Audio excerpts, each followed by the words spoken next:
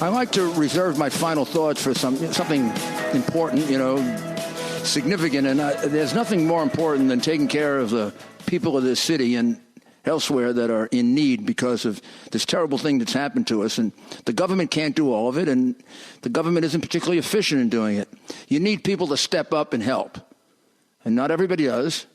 But I'm going to put one on the phone now who's really set a standard. I want you to help her, and I want you to follow her example. It's Francine LeFrak. Francine?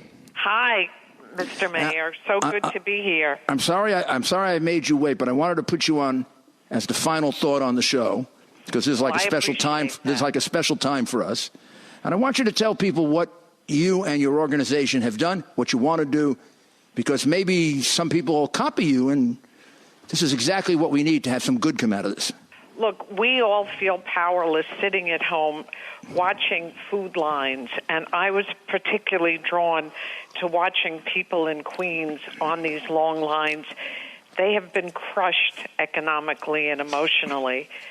And Queens is the heart and soul of New York City. It's where the frontline workers live, the cashiers, the janitors, and all the healthcare workers. Absolutely. Live. And they ride the subways for us. And yet, for every person that's died of COVID, 600 people are on that food line, and 3 people have committed suicide. And in Queens, yes, and in Queens, 38% of the food pantries have closed because they didn't have enough food, and the elderly were managing them. So these people who have never been on a food line you made that point to me on Friday that they have never been on a food line. No, and they ask the questions.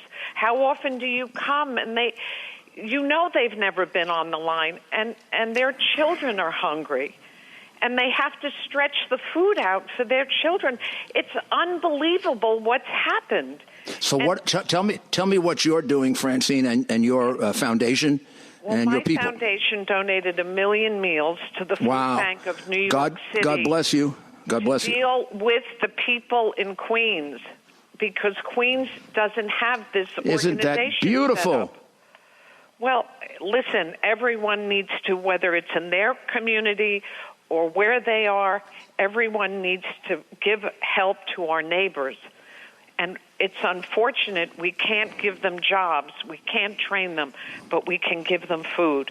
And there are food organizations in everyone's neighborhood that are doing God's work. Well, that's wonderful. Yeah, it's really wonderful. So how did you become aware of this, Francine?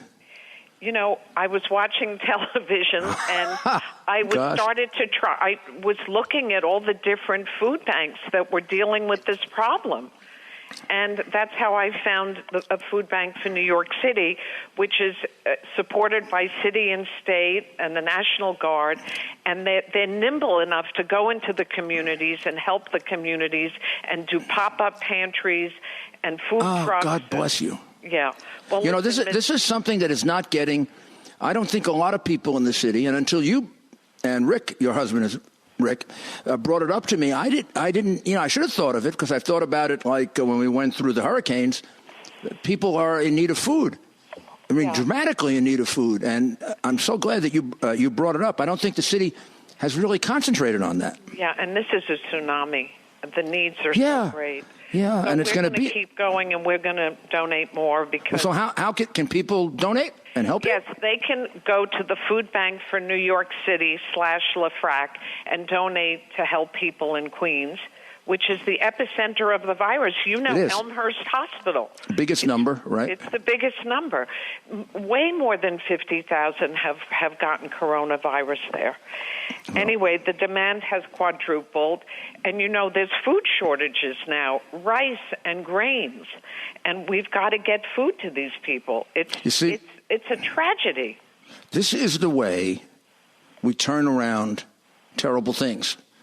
With people like Francine LeFrak, when these good people come forward, and then they inspire us to do good things. But somebody's got to come forward. Somebody's got to be a leader.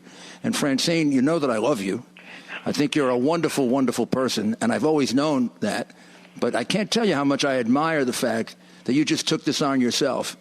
And I'm going to encourage people to, just use you as a model.